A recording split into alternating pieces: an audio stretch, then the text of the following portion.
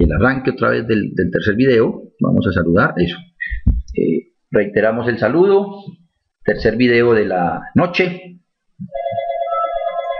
Estaba una llamada telefónica, pero bueno, eso no es para nosotros. Bien, decía que esta parte es una introducción al tema de inferencia, que eso es otro curso completo, pero que son elementos que se requieren cuando ya vamos a calcular tamaños de muestra, cuando son pruebas de hipótesis. Recuerden que nosotros tenemos que hablar, o hemos hablado de estudios descriptivos para estimar parámetros, pero también hay que mirar tamaños de muestra para cuando se trabajan las hipótesis, o algunos trabajos de hipótesis. Por lo tanto, voy a tocar el tema de unos conceptos básicos nomás. Y eso es recordar, creo que aquí todos sabemos el tema de las hipótesis. Es un enunciado en el cual se querrá, bueno, el enunciado surge de lo que las vivencias también de los investigadores, y pensamos que está sucediendo algo o que hay un cambio en algo, y ahí entonces surge el tema de unas hipótesis. Comparan valores suponiendo que la hipótesis sugerida es verdadera. Pero aquí son punticos que quise colocar para refrescar, digamos, el tema. Sin embargo, el mayor refrescamiento puede estar en la que sigue, donde creo que todos tenemos en la mente las famosas hipótesis alternativas y la hipótesis nula. Estas, el tocar este tema es porque las fórmulas ya nos interesan. Bueno, entre otras cosas, y eso de pronto también debo de hacer alguna recorderis en otra de las charlas que vengan, el tema de los tipos de estudio. De hecho, en la charla del profe Luis Carlos mencionó algo, pero tengo otra charla más exhaustiva, porque pues, el profe en una horita tenía para muchas cosas. Aquí podríamos sacar otro rato para mirar más. ¿Qué quiere decir más? En esos tipos de investigación, aparte de las descriptivas, pues está obviamente las causales, y están las observaciones, dentro de esas las observacionales y experimentales, que es la que hemos conversado también a veces, y las cuasi experimentales. Y ahí surgirá el tema de cohortes, el tema de casos y controles. Entonces todo eso habrá que conversar también un momentico sobre los tipos de investigación. Dependiendo de eso, se va pensando en qué muestra es la más útil. Creo que ya el tema de estimación lo hemos trabajado un poquito. En esas son fuertes los intervalos de confianza, y en general, pero ya las fórmulas sí nos van a cambiar. Creo que no hay duda, en la hipótesis nula es lo que se supone está pasando en el momento, y la alternativa es la que surge como por el investigador y piensa que hay una diferencia con ella, una mayoría, o hay algún cambio, ¿no? Esa es la hipótesis alterna. Pero para el tema de tamaño de muestra, los elementos que se requieren para su cálculo es el tema de los tipos de error. Ya también en esa parte inferencial se conversa mucho sobre el error tipo 1, donde es el alfa, que es rechazar la hipótesis siendo cierta. Pero también se tiene el error tipo 2. Y lo que nosotros necesitamos ya en tamaños de muestra de estas características es otro elemento, que es el que tengo aquí en este recuadro como la decisión correcta. Y si aquí el error tipo 2, que es beta, es aceptar cuando se ha debido rechazar, la decisión correcta aquí sería aceptar cuando es bueno, cuando eso es cierto. Eso es lo que conocemos como la potencia de la prueba. Aceptar siendo cierto, es una decisión correcta. Esa potencia de la prueba es el otro elemento que en las fórmulas de cálculo usualmente se requiere. Ahora, escríbanme ustedes por favor cuál es la potencia o los números más usuales en estos temas de potencia de prueba. Potencia de la prueba. A ver, muy bien. es correcto. Es usual hablar de un 80%. ¿El por qué? Bueno, yo creo que esto sigue siendo, a mi modo de ver, ¿no? Todo con las posibles discusiones que mis aseveraciones originen. Yo creo que sigue siendo tan paradigmático como es la confiabilidad del 95%. Porque es que ya hemos dicho que el 95% es una tradición para mí, es un paradigma que ha venido pasando de texto en texto y eso se ha conversado, pero que en estudios de percepción, estudios de investigación de mercadeo, en algunos determinados estudios podríamos pensar en que es un 90% es válido, o un 99%, si estamos hablando ya de medicaciones y situaciones económicas fuertes. Ahora, aquí es igual, pues la potencia del 80 es común, etcétera, pero si alguien me dice a mí, dependiendo del tema otra vez, hay que justificarlo siempre es con el tema, el contexto, en fin, que es un 82, pues cuál es la distancia, pues ahí, no lo veo tan complicado. Pero bueno, eso es lo que dice. La ventaja de los software es que nosotros podemos calcular también como hicimos en el otro para varios, o sea, para el 80, el 85, el 90, y uno puede tomar entonces otras decisiones de cuál es lo mejor, contando el presupuesto que tengamos también. No estoy diciendo que el 80 sea malo, ni mucho menos, estoy diciendo es que creo que todo tendría o meritaría una reflexión para justificarlo con argumentos sobre las variables objeto de estudio y no porque es una tradición. Bueno, aquí son unos pasos usuales tomados de una pantalla de internet, que todos tienen algunos rituales, llaman otros, pero es para dar contexto a lo que estamos hablando de las hipótesis y un recorderis. A ver, no, recuerden un detalle ahí en el tema de la potencia.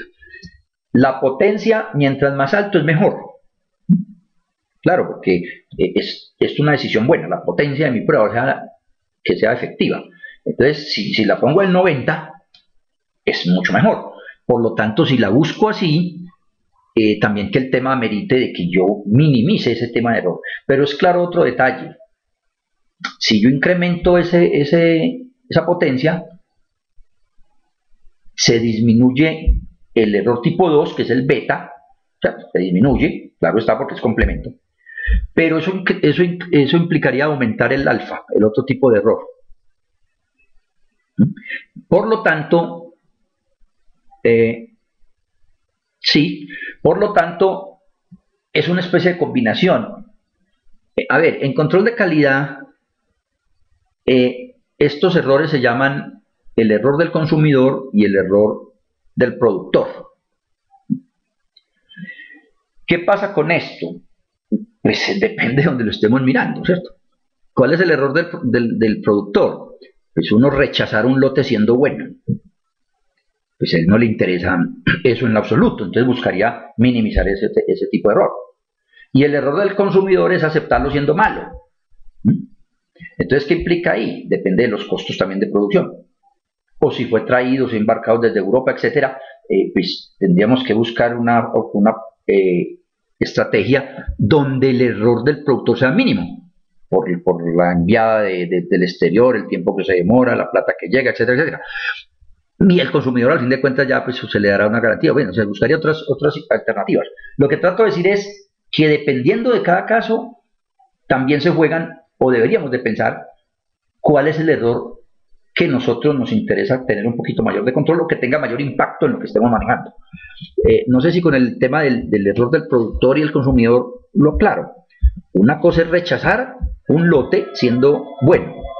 Es un error obviamente malo, pero del consumidor. Perdón, del productor. Y el del consumidor es aceptarlo siendo bueno, aceptarlo siendo malo. Entonces, ¿qué tipo de producto está aceptando así? Pues, bueno, si es alguna cosa de juguetería, alguna cosa como trivial, ese es un error que podría crecer, podría aceptar más alto. Pero por el contrario, si también pensamos en que eso implica en la salud, etcétera, pues no vamos a poder hacer ese juego. Entonces son los detalles que hay que tener en cuenta.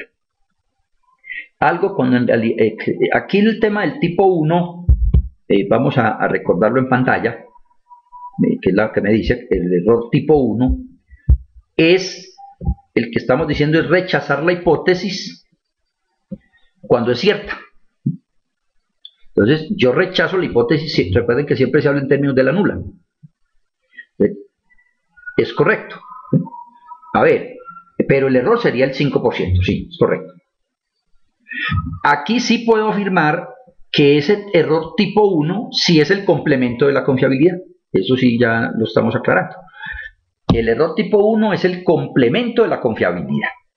Entonces, cuando tengamos una confianza del 99, subí el error, disminuí el error tipo 1 al punto 0,01.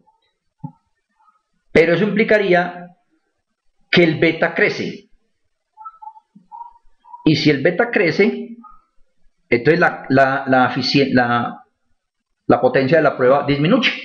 ¿Ya? Ese es el juego. Observen de nuevo. Una cosa es el alfa, que es el complemento, es el error tipo 1 y es el complemento de la confiabilidad. Muy distinto a lo que pensábamos algunos cuando empezaron que el error era el complemento de la confiabilidad. No, eso son dos cosas muy distintas. Ahora, si yo forzo este error tipo 1, lo pongo como punto 0,1, o sea, una confianza del 99, lo que estoy diciendo es que disminuí el error alfa. Pero si lo disminuyo, me crece el beta, porque ellos son inversos, pero no son proporcionales.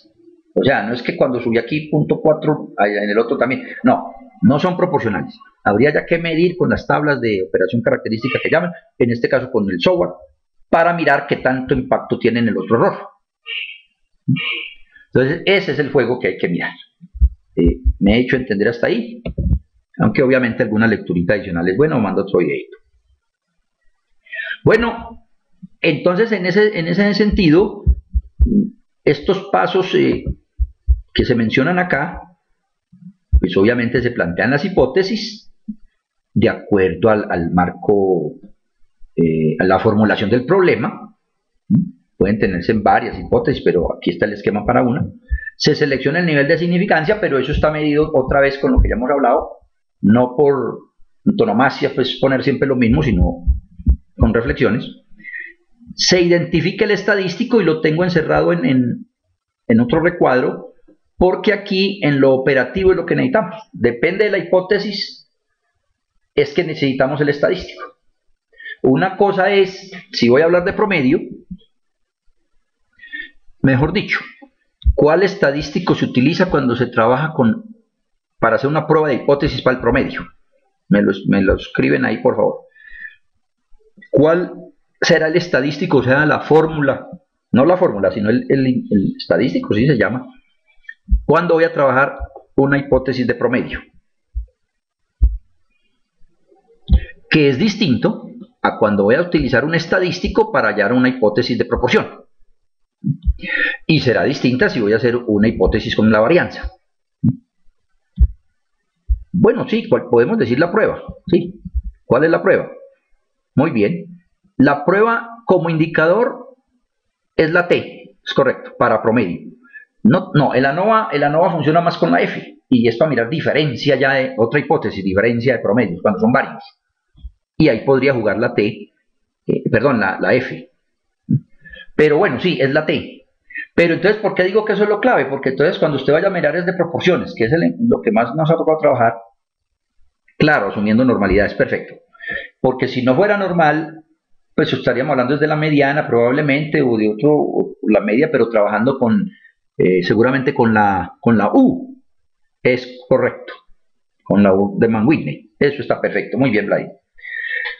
En proporciones, ¿qué es lo más usual? Una cosa es proporción en pruebas de hipótesis, muchas veces se utiliza la Z, sí, la Z, que se asumen muestras grandes. Pero también es cierto que en muchos casos, en diferencia, proporción, etcétera, podemos pensar en la chi cuadrado, que es muy común. Entonces, este es el esquema en ese tipo de hipótesis. La regla de decisión, ya sabemos, es de acuerdo a las confiabilidades. Se toma una muestra y luego se toma una decisión. Bueno, ese era el esquema de recorderis. Voy a dejar este aquí grabadito también para